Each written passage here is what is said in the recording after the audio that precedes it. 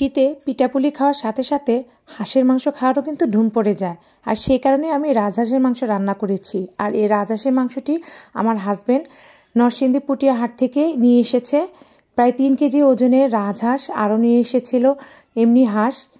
আর এই হাঁসগুলো আমি সবগুলো কুটিয়ে বেছে ধুয়ে রেখেছি। আর এর ভিতর থেকে আমি রাজহাঁসটা আজকে রান্না করব, আর সেটা আপনাদের সাথে শেয়ার করব।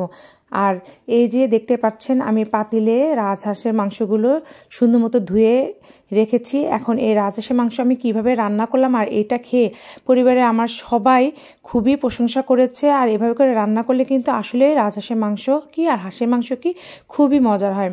তো আমি প্রথমে যে পাতিলে রান্না করব সেখানে মাংসগুলো ধুয়ে রেখেছি। তারপর আমি এখানে 2 টেবিল চামচ করে রসুন এবং আদা পেস্ট দিয়ে দিলাম। তারপরে আমি এর ভিতরে সব শুকনো উপকরণ, মরিচের গুঁড়ো, হলুদের গুঁড়ো, জিরা গুঁড়ো, ধনিয়া গুঁড়ো, লবণ, সব শুকনো উপকরণগুলো দিয়ে দিব। এখানে আমি মরিচের গুঁড়ো প্রায় 5 থেকে 6 চা চামচ দিয়ে দিয়েছি, আর হলুদের গুঁড়ো 4-5 চামচ দিয়ে দিয়েছি। যেহেতু মাংস পরিমাণ একটু বেশি, সব মশলা একটু বেশি পরিমাণে দিতে হবে, তা না হলে কিন্তু হাঁসের মাংস খেতে ভালো লাগবে না। তো আমি আমার টেস্ট অনুযায়ী হলুদ, মরিচ, লবণ সব কিছু দিয়ে নিয়েছি। তো সেই অনুযায়ী আপনারাও দিয়ে নেবেন। তো এই যে আমি এখন জিরা গুঁড়ো দিচ্ছি, ধনিয়া গুঁড়ো দিব, তারপরে লবণ দিব। এখন সবগুলো উপকরণ দিয়ে আমি এই মাংসটা ভালো মতো হাত দিয়ে মাখিয়ে নিব। আর হাঁসের মাংস কিন্তু খেতে কিন্তু দারুণ লাগে। আর এই হাঁসের মাংস আমরা ভাত, রুটি, পরোটা, বিশেষ করে চেতু পিঠার সাথে খেতে খুবই পছন্দ করি।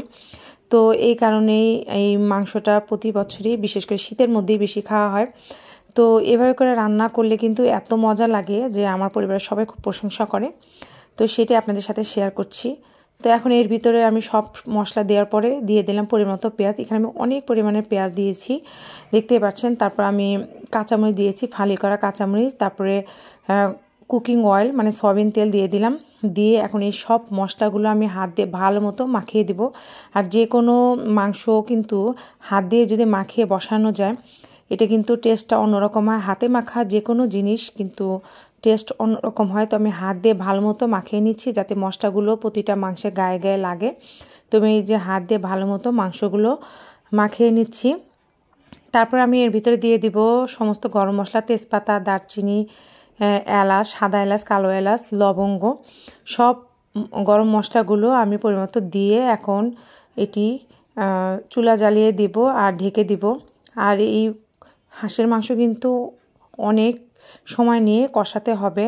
আর হাঁসের মাংস যত সময় নিয়ে আপনারা কষাবেন, এটার টেস্ট কিন্তু অনেক বেড়ে যাবে। আমি প্রায় আধা ঘন্টা মানে প্রায় 35 থেকে 45 মিনিট পর্যন্ত এটি ভালো মতো নেড়ে চেড়ে ঢেকে ঢেকে কষিয়ে নিয়েছি।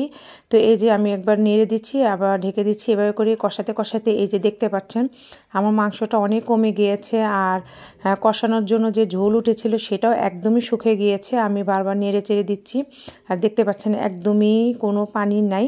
আমার সুন্দর মতো হাঁসটা কষানো হয়ে গিয়েছে। আর হাঁস যত সুন্দর মতো আপনারা কষাবেন, হাঁসের মাংস খেতে ততটাই ভালো লাগবে, মজা লাগবে। তো এখন আমি এর ভিতরে পরিমাণ মতো পানি দিয়ে নিব। পরিমাণ মতো পানি দিয়ে এখন আমি এটা আরও প্রায় আধা ঘন্টার মতো রান্না করে নেব, এটা সেদ্ধ হতে যতটুকু সময় লাগে। আর আমি এখানে অল্প পরিমাণে ঝোল রাখবো। তো এই যে দেখতে পাচ্ছেন আমি ঢেকে দিয়েছি, আর এতে বলকও চলে এসেছে। এখন আমি এটি নেড়ে চেড়ে দিচ্ছি। এভাবে করে আমি হাঁসের মাংসটি রান্না করে নেব 30 থেকে 45 মিনিটের মতো। আর দেখতে পাচ্ছেন আমার হাঁসের মাংসটা কিন্তু সুন্দর মতো সেদ্ধ হয়ে গিয়েছে। আমি আর একটু কিছুক্ষণ রান্না করব। রান্না করার পরে এই যে দেখতে পাচ্ছেন ঝোলটা অনেকটা শুকিয়ে গিয়েছে। আমি আর এর চেয়ে বেশি শুকাবো না, আমি এই পরিমাণেই ঝোল রাখবো, মাখা মাখা।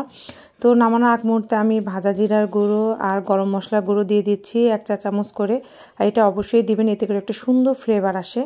এটা দিয়ে আমি একটু নাড়াচাড়া করে এই মশলাগুলো মাংসের সাথে মিশিয়ে নিচ্ছি। নিয়ে আমি আর 4-5 মিনিট একটু চুলায় রেখে তারপরে নামিয়ে ফেলে হয়ে যাবে আমার মজার রাজহাঁসের মাংস। দেখেন দেখে কিন্তু অনেক লোভনীয় লাগছে। সব কিছুর সাথেই, বিশেষ করে চিতই পিঠার সাথে, ভাত এবং রুটি সব কিছুর সাথে খুবই মজার লাগে। তো আপনারা এবার রান্না করে খাবেন। আল্লাহ হাফেজ।